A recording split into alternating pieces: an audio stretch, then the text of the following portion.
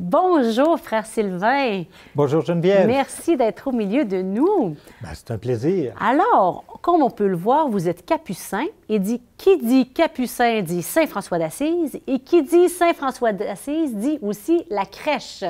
Parce que peut-être que nos téléspectateurs ne le savent pas, mais Saint François d'Assise a quelque chose à voir avec la crèche. Quoi donc?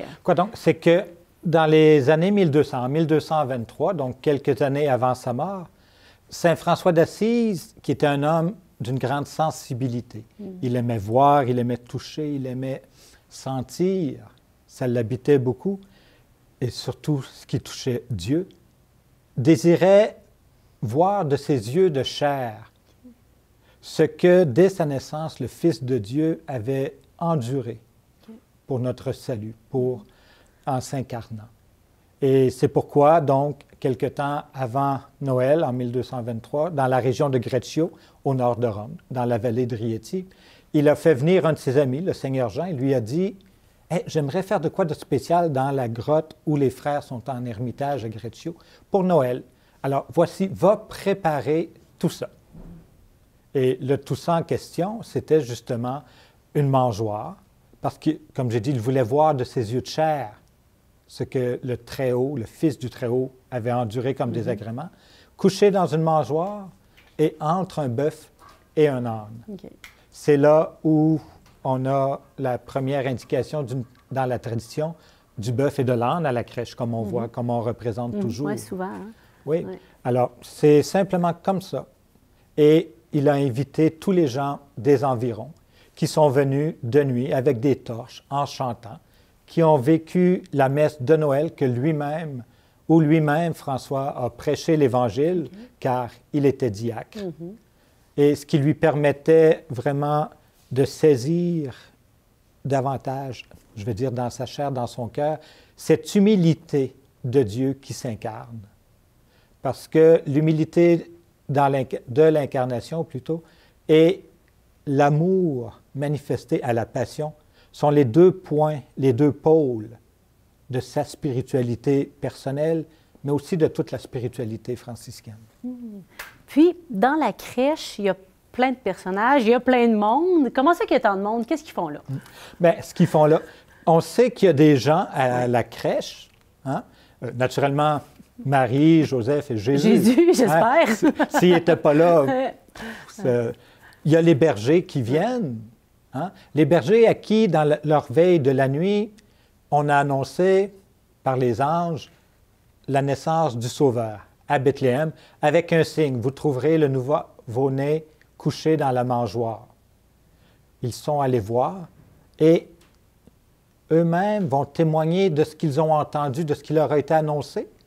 Donc, il y a la Sainte Famille, il y a les bergers et l'évangéliste Luc marque tous ceux qui entendirent ce que disaient s'étonnaient de ce que racontaient les bergers. Tous ceux. On ne sait pas ils sont combien. Mais il y avait d'autres mondes qu'on n'illustre pas dans la crèche. Des fois, non. Il y a certaines représentations de crèches où on va en voir de ces autres gens-là.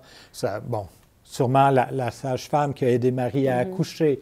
Les gens autour aussi, parce que quand un enfant naît, on aime ça, aller voir. Hein, dans notre famille, dans nos cousins, cousines, parce que dans mon cas, je n'ai pas de ça, mais quand il y a un enfant qui naît, on veut y être. Ça attire. Ça attire, oui. Et toutes ces personnes-là, et en plus les mages qui viendront quelque temps plus tard, et qui, eux, vont repartir par un autre chemin, mais toutes ces personnes-là vont porter témoignage.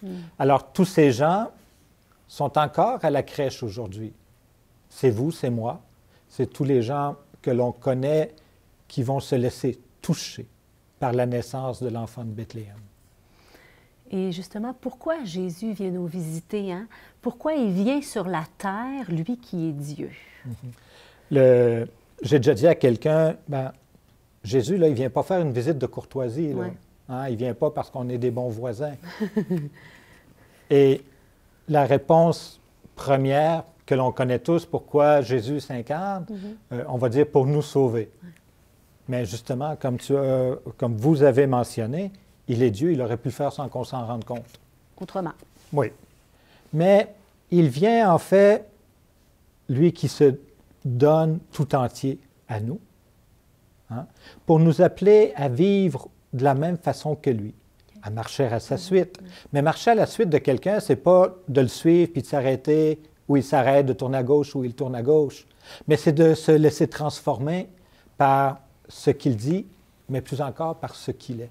Alors, son exemple, c'est le modèle qu'il nous appelle à imiter. Et ainsi, bien, nous retrouvons cette image, cette ressemblance de Dieu à laquelle nous sommes façonnés.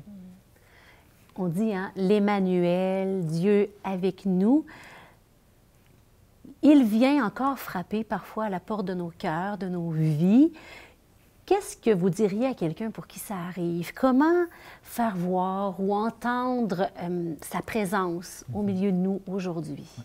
Bien, premièrement, pour percevoir la présence de Dieu parmi nous aujourd'hui, moi je dirais qu'il faut apprendre à être seul, okay, à être silencieux, à avoir les yeux ouverts aussi. Parce que Dieu, oui, je peux l'entendre en moi, mais le voir aussi agir autour de moi dans toute la création. Il est présent partout.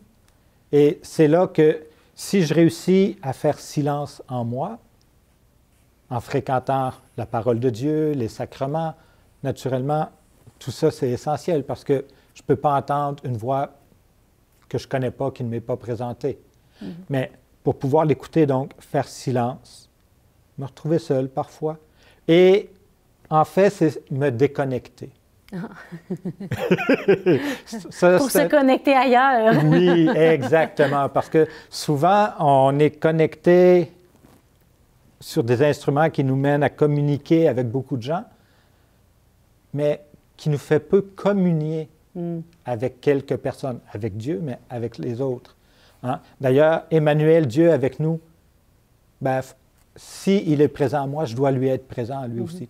Et à lui en moi, dans les gens autour de moi et dans la création. Nous sommes à quelques jours de Noël. C'est une grande fête, c'est tout proche. En 2 phrases, qu'est-ce que vous nous souhaiteriez pour cette année, pour ce Noël?